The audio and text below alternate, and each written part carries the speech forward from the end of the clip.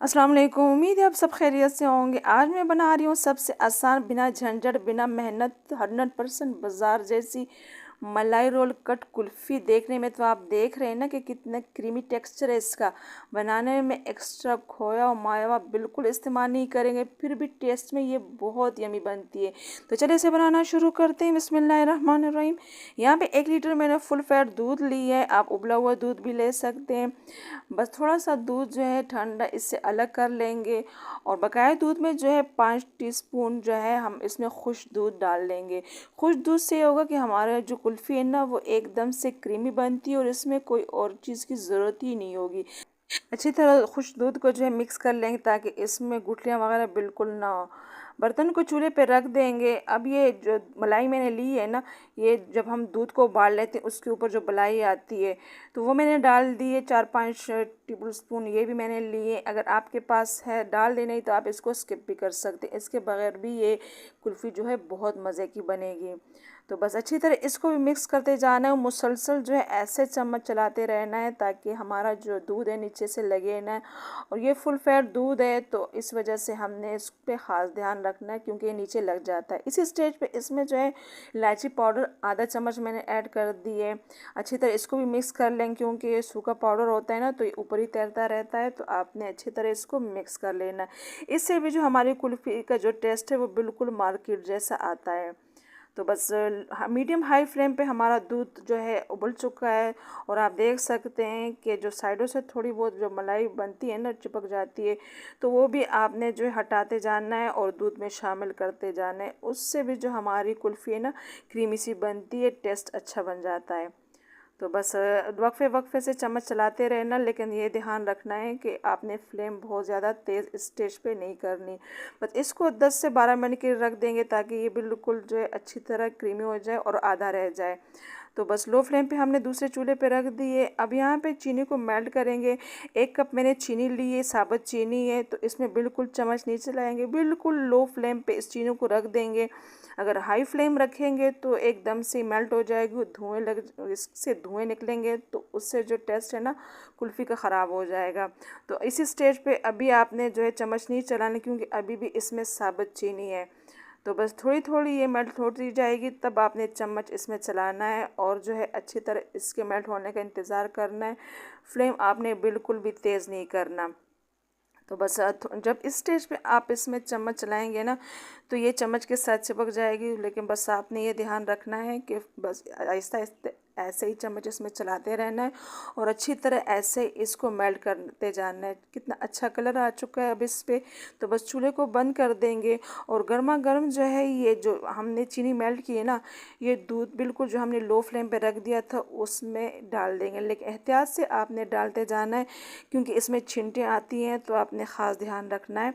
और आपने ठंडा होने का इंतज़ार नहीं करना क्योंकि ये फिर बर्तन के साथ चिपक जाती है जो हमने चीनी मेल्ट की है।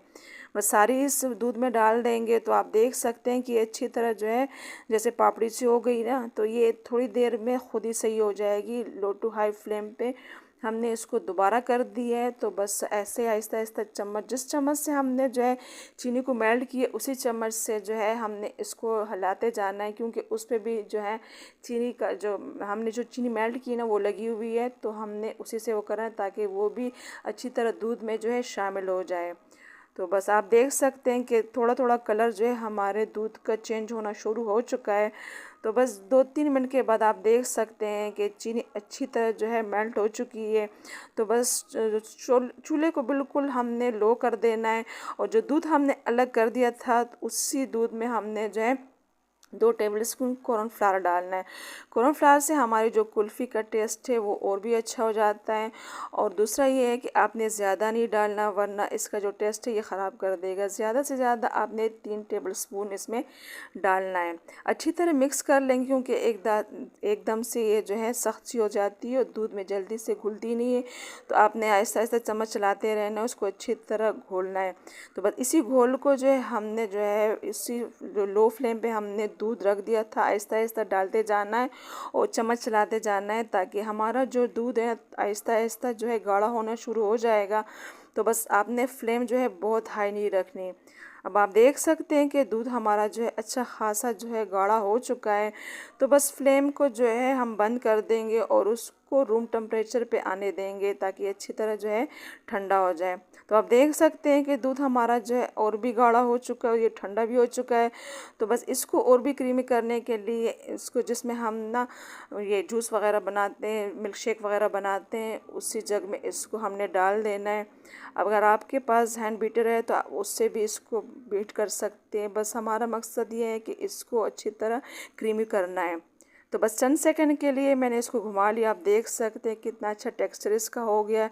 अब इसको जमाने की बारी है। तो आपके पास अगर मोल्ड वगैरह है कुल्फ़ी के तो आप उसमें भी इसको जमा सकते, नहीं है तो घर में किसी भी बर्तन, कोई भी बर्तन हो आप उसमें इसको डाल के जमा सकते हैं। स्टील का बर्तन हो, मिट्टी का कोई ग्लास हो या प्याली हो, और जिसमें हम ये जो डिस्पोजेबल ग्लास होते हैं ना, उसमें भी बहुत आसानी के साथ ये कुल्फ़ी जो है जम जाती है।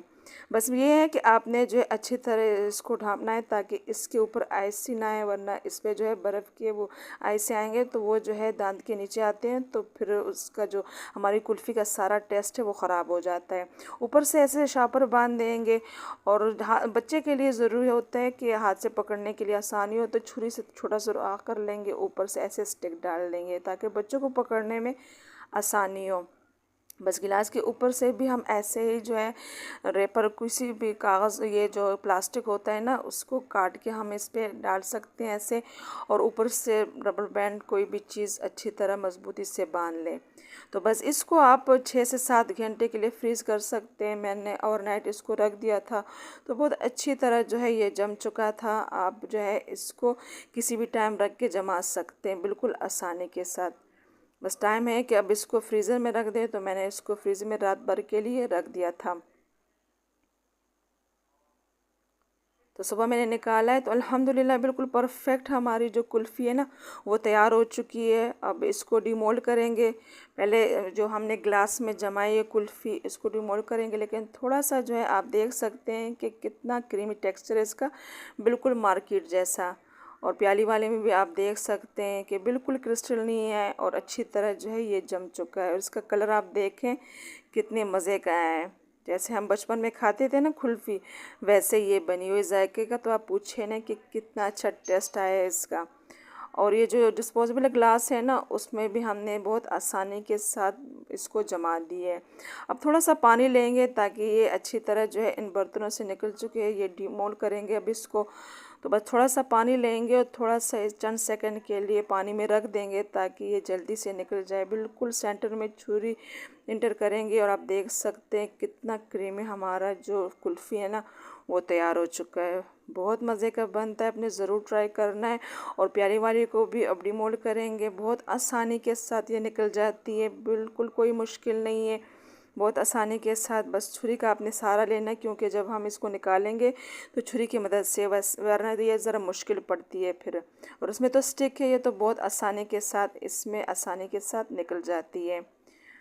मैं इसको ऐसे स्लाइसेस में काट के सर्व कर रही हूँ, ड्राई फ्रूट के बगैर, जैसे मार्केट में मिलती है ना वैसे ही। अगर आप चाहें तो इस पर कोई से भी अपनी पसंद का ड्राई फ्रूट डाल के सर्व कर सकते हैं, लेकिन बस आपने बिल्कुल काटने आसानी के साथ आप देख सकते हैं।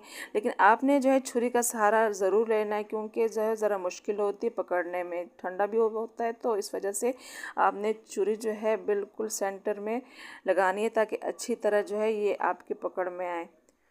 तो उम्मीद है कि आज की ये वीडियो आपको अच्छी लगी हो। अगर अच्छी है तो वीडियो को लाइक और शेयर करना ना भूलें। चैनल पे नए हैं तो चैनल को सब्सक्राइब कर लीजिएगा। इंशाल्लाह नई वीडियो के साथ फिर हाजिर होंगे, तब तक के लिए अल्लाह हाफिज़।